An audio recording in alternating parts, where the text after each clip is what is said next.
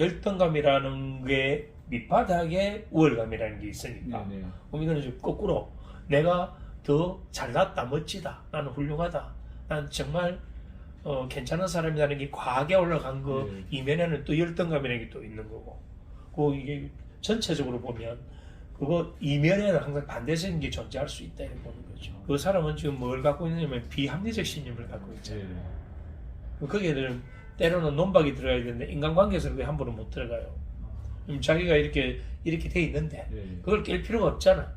그럼 그거를 현실성 있게 좀 더 긍정적으로 뭔가 자원을 활용할 수 있는 상태로 만들어주는 게 그 사람 삶에 도움이 되지.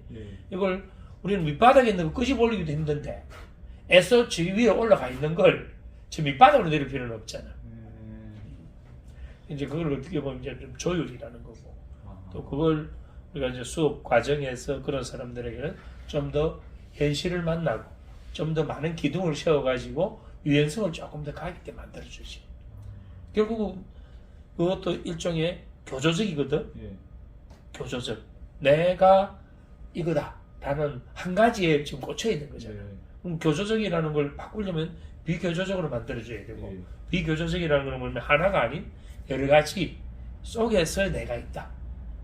이렇게 이제 들어가면 조금 그 튀어오르는 부분이 조금 완만해질 수 있지. 그걸 이제 이렇게 수업하고 이렇게 하다 보면 이제 그런 사람들이 변화가 이제 읽혀지죠. 그럼 처음에는 쥐밖에 몰랐으니까. 이제 처음에는 쥐멋에 산다 그러잖아요, 그런 사람들. 근데 그게 좋은 말로 쥐멋에 사는 거고, 다르게 보면 관계 능력이 결여되고 사회성이 상당히 부족하죠. 그걸 그렇게 풀면 안 되지. 인격 장애가 아니고 개인이 갖고 있는 욕구예요. 건강한 욕구예요. 아니 그냥 뭐 우연히 된 것도 아니고 엄청나게 노력했을 거잖아. 그러면 최소한 자기 자신은 자기를 알고 있는 거예요. 그 사람은 내가 이런 사람이야, 이런 능력을 갖고 있어. 왜냐면 그게 우리가 나르시즘이라는 거는 정말 내게 안에 그 병적인 거는 없는데도 불구하고 그걸 과대하게 내가 이렇다 해서 문제가 되는 거고, 지금 이 사람은 능력이 있는 거잖아. 실력이 있는 거잖아. 그럼 자기를 만난 거야. 자기로서 내가 그 최고봉을 하고 싶은데, 그걸 우리가 메솔로 이론으로 보면 자아 실현 단계고, 현실 이론으로 보면 그건 뭐냐면 즐거움이라는 거예요. 인생의 최고 마지막 단계는 즐거움을 누리는 거거든. 근데 그 사람의 즐거움은 뭐냐면 학문 탐구, 그걸 통해서 내 자아를 실현하는 거.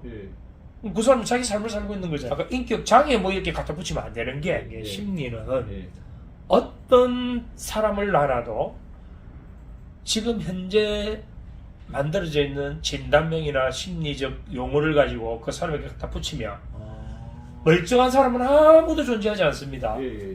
그럼 이제 심리학자 입장에서 보면 특정한 그걸 갖다 끼워 맞춘 거예요. 그걸 우리는 뭐냐면 라벨링 효과, 꼬리표 붙이기예요. 왜냐면 그래야만 심리학자는 내가 이렇게 이 사람을 잘 진단했어, 내가 이렇게 이 사람을 분류했어, 자기 존재를 인정받기 위한 하나의 방편이지. 그 사람의 입장에서는 지극히 건강한 거고, 다만 이건 뭐냐면 남편과의 의사소통의 문제예요. 의사소통. 의사소통의 문제의 밑바닥에는 뭐냐면 두 사람 간의 라포 형성이 지금 제대로 되어 있는가, 신뢰 말이에요. 그런 부분들을 접근 들어가야지. 만약에 그런 식으로 사람들을 진단명으로 가지고 계속 붙이면, 저도 진단명을 한 100가지는 받을 수 있어요. 어떤 사람은 그렇게 주장하지. 멀쩡한 사람은 한 명도 없다. 다 정신이상자들. 다 정신병자 아닌가? 지금까지 우리가 만들어 놓은 그 진단명에 가두면 모든 사람은 다 정신질환자예요. 그렇게 보셔야 돼요. 두 사람이 원래 갭이 서로 소통하고 신뢰하는 게 없었대요. 갈라섰으니까 잘 갈라섰어. 안 갈라섰으면 아유 잘 안 갈라섰네. 근데 이제 오늘 수업을 해보면서 거기에 대한 답도 조금 얻을 수 있을 거예요. 무의식은 선의식이라는 건 좋은 뜻이잖아. 의식, 무의식. 그러니까 무의식이라는 단어보다는 잠재의식을 많이 쓰는데 같은 걸로 일단 이해를 합시다. 자, 의식은 시간이 짧습니다. 15초 내외 용량은 7 플러스 마이너스 2. 시간도 짧고 용량도 얼마 안 된다. 그런데 우리는 의식이 정말 중요한 거잖아. 그래서 의식화한다, 의식화 교육을 한다, 다 의식적인 부분을 강조하고 있거든. 대부분의 우리 학습도 전부 다 의식적으로 하는 거고, 인간관계도 의식이 많이 개입되죠. 그래서 의식이 정말 중요하다. 그런데 알고 보니까 시간도 짧고 용량도 작다. 그럼 그 밑에 이 의식을 바치고 있는 건 뭔가 보니까 이게 이제 잠재의식. 무의식이라는 걸 왜 우리가 조금 쓰는데 끌어오냐면 의식이 없다라고 해석을 해버리니까 의식이 없는 게 아니고 의식이 가라앉아 있으니까 잠재의식이라는 단어가 더 맞다. 그래서 우리가 잠재의식이라는 단어를 써요. 그러나 그건 공부하는 데 있어서는 어떤 단어가 들어오든 일단은 의식, 무의식이라는 단어로 해석을 해도 이건 잠재의식이구나 이렇게 해석하면 돼요. 자, 다시 봅시다. 의식은 그렇게 시간도 짧고 용량도 작은데 그러면 이 무의식의 세계는 어떤가? 무한하다. 왜 무한한가 보니까 우리 뇌가 뇌 세포의 숫자만 1000개, 어떤 학자는 1300여 개라 그러고 이게 하나의 뇌세포가 다른 수많은 뇌세포가 병렬적 연기를 짓고 있으니까 그 연결의 숫자는 우리의 상상을 뛰어넘는다. 우리가 바라보고 있는 밤하늘 별의 숫자보다 더 많다. 그래서 100조 아니면 200조가 될 수도 있고 사람에 따라 다 다르겠죠. 그리고 표현하기를 그 수백 조가 넘는 그런 연결을 짓고 있다. 그 연결의 이름이 시냅스 연결 또는 신경회로라고 한다. 그럼 우리 무의식이라는 건 결국 뭐냐면 그런 시냅스 연결이에요. 기억으로 치면 무슨 기억? 장기 기억이에요. 잠재의식이라는 건 장기 기억, 무의식 같은 단어예요. 이게 없다면 의식은 아무런 정상적인 기능을 하지 못한다. 더 중요한 의식과 잠재의식은 따로 구분되어 있는 게 아니고 같은 하나의 시스템인데 그 역할이 우리가 이해하기 위해서 의식, 무의식을 분류할 뿐이다. 여기 이제 먼저 전제가 되어줘야 돼요. 자, 그러면 의식은 비유를 해서 우리가 이해를 해봅시다. 의식은 주인으로 비유할 수 있어요. 주인. 근데 주인이 사실 일을 많이 안 하거든. 일은 누가 많이 하냐면 하인들이 다 일을 한단 말이야. 집안 일을. 실제로 일은 하인들이 다 하는데 주인이 생산된단 말이야. 회사로 치면 종업원들이 직원들이 일을 다 하는데 사장은 일도 안 하는데 자기가 인터뷰하고 자기가 뭐 성과 더 많이 가져가고 한단 말이야. 이게 비유로 해서 이해하면 이제 의식은 뭐다? 주인이고 무의식은 하인이다. 의식은 사장이고 무의식은 직원들 종업원이다. 이걸 국가로 비유하자면 의식은 대통령이고 우리의 잠재의식 무의식은 국민이다. 누가 더 중요할까요? 국민이 중요하지. 국민이 중요하잖아요. 자, 여기서 이제 중요한 걸 잘 봅시다. 의식은 이 무의식이 없는 상태에서는 아무런 의미가 없다. 거꾸로 이야기하면 의식이 없는 무의식은 또 뭔가? 이것도 의미가 없다. 이 두 개는 결국은 하나의 덩어리다. 이렇게 이제 이해를 하고 그 속에서 뭐를 보느냐면 비유를 할 때 의식을 주인이라고 했다면 하인은 주인이 시키는 건 어떻게 하나요? 그 무엇이든 다 한다. 주인과 하인으로 비유해서 이해를 하자는 겁니다. 그러면 의식적 차원에서의 계속 반복된 지시가 내려가 버리면 무의식은 뭐 할까요? 그걸 반드시 실행한다. 그래서 너무나 착하다.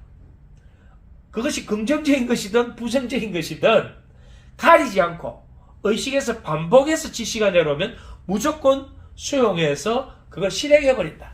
그래서 무의식을 뭐라고? 선의적이다.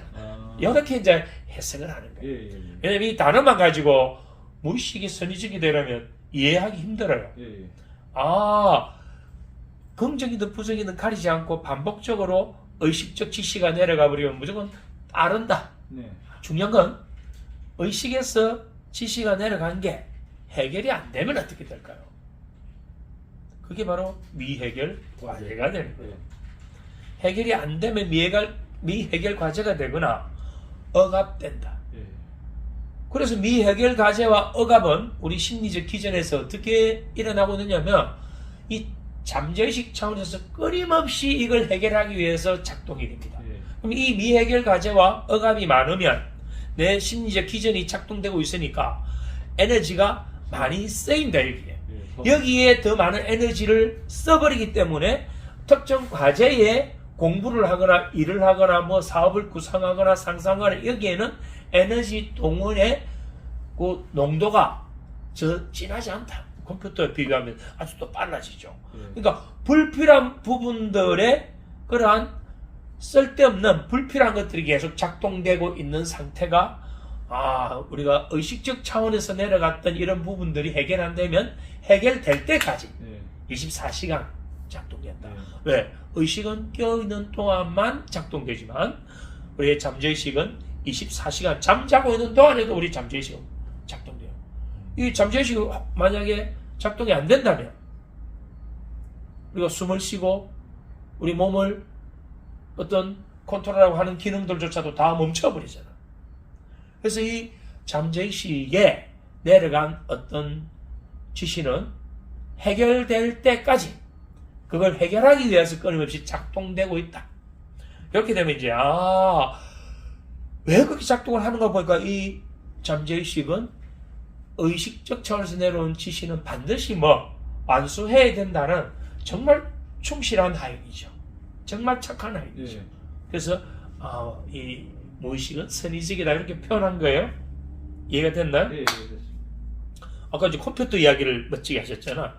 컴퓨터에 불필요한 그걸 우리가 뭐라 하지? 안에 깔려있는 악성 코드? 뭐라 하나? 그럼 우리가 핸드폰에서 이거 동영상 작업하고 있는데 이게 안 끝났는데 새로운 용량 많은 걸 하나 더 피품이야. 이게 아주 느리게 돌아가는 거하고 똑같은 거지. 의식 잠재의식 바로 그거예요. 멋진 표현이다. 그러면 자동차에 비유하자면 내가 엔진에 기름때가 많이 끼어가지고 불안전 연속을 계속 일어나고 있는 상태. 쉽게 하면 그 상태에서는 엔진 효율이 100%가 안 나온다는 거죠. 또는 자동차의 동력 전달 장치에 뭔가 문제가 생겨가지고 불필요한 부분에 계속 내가 엔진에서 만드는 이 출력이 거기에서 제어당하고 있는 상태. 이렇게 이제 이해하면 정말 우리의 이 잠재의식 무의식이라는 놈이 이렇게 참 착하구나 이렇게 이제 이해하면 우리 사람 마음을 이해하는 데 이제 도움이 돼요.